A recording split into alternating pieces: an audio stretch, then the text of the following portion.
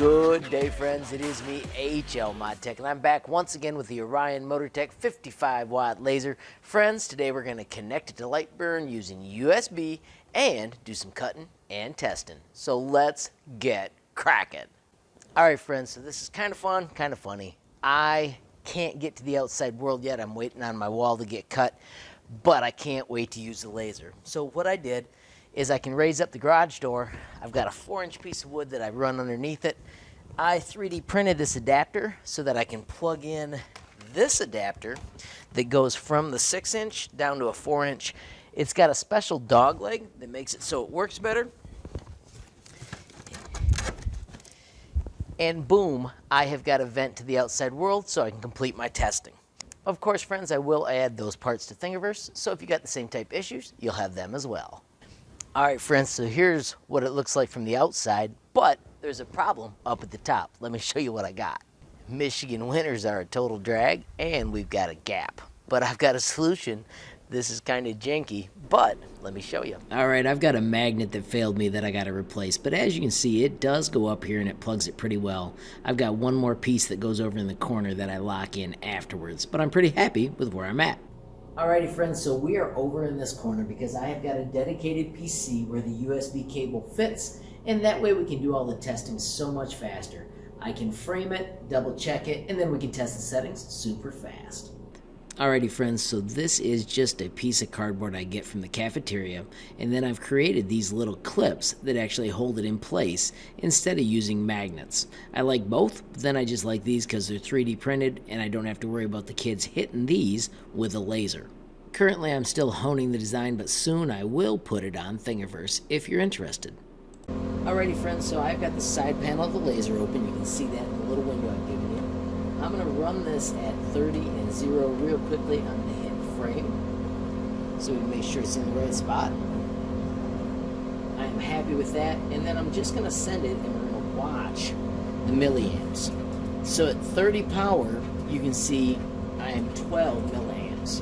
And we're just going to run through this test quick until we find where it stops.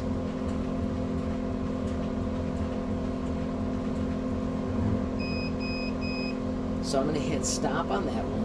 I'm going to move it to a new location. I'm going to delete the one I just accidentally made with the delete key. I'm going to make sure this time it only says line. And I'm going to change it to 40% power. And actually that was so far away from where I think the max is going to be, I'm going to go right to 50. When we hit start, you can see I'm at 17 milliamps. Alright, so let's move it to a new spot. And I'm just cutting cardboard so I can see where these are fitting. And we're just going to do 60 and 60. Start. 60% power got me 20 milliamps.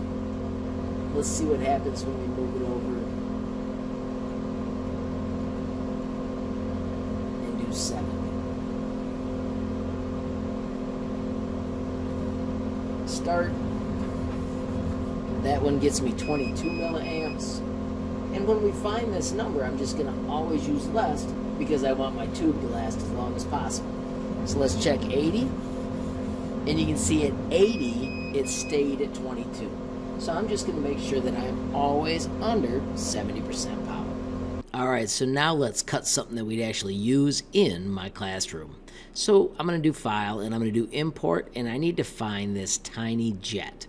It is a F-15, so I'm going to simply type F-15 up here and bring up my tiny launchable jet.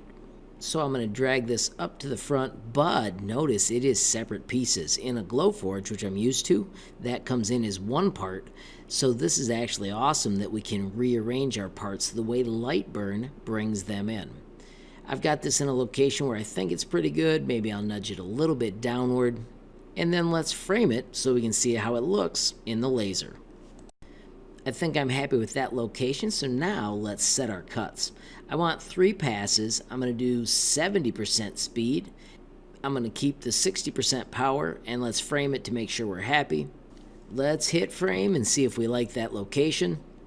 It is not quite where I want it, so let's grab it again. Once again, I've got to get used to select all, so Control Z to undo that, and let's drag it where I want, getting used to grabbing these edges in light burn as well.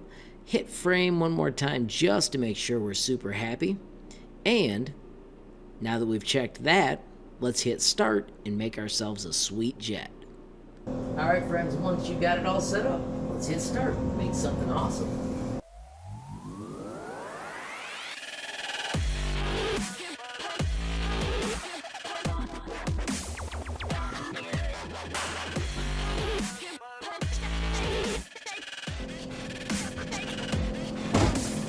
Alrighty, friends. So as you can see, it is totally cut out. I'll pull out my little clips. Of course, you could use magnets. They're handy dandy as well. It looks like I can dial those settings back because those cut pretty cleanly the second pass. These slide together, and part of the design was when you get the back edge in, then you can slide it back a little bit, and then you can find your proper center of gravity by sliding your wing forward or backward when you're actually trying to fly it. As you can see, they fit together nice and snug. We had the tail fin. This one was an F-15, but there are other ones. The tail fin on this one has a cool system where you slide it on, and then we can glue those in at a little bit of an angle so it looks like an F-15. Alrighty, friends, so there you see, this is what they look like. Put a little clay on the nose. It's got a little hook up here that you can connect to the launcher, and then in my classroom, once you design one, you get to launch it. As you can see, they fly pretty doggone nifty, and they're a ton of fun. And the students are actually making the files and then using the laser cutter on their own, which is one of the coolest things ever. Also, since it's cardboard, I've got a resource that our cafeteria can supply all the time, which makes my day as a creator. Friends, if you enjoyed the video, please give it a like. If you got a question, comment, or suggestion, add it down below. If you haven't subscribed, what are you waiting for? Smash that subscribe button, and last but not least, hit that notification bell if you want to be the first to know when there's a brand new video from me, HLModTech. Thanks for watching. Have a great day.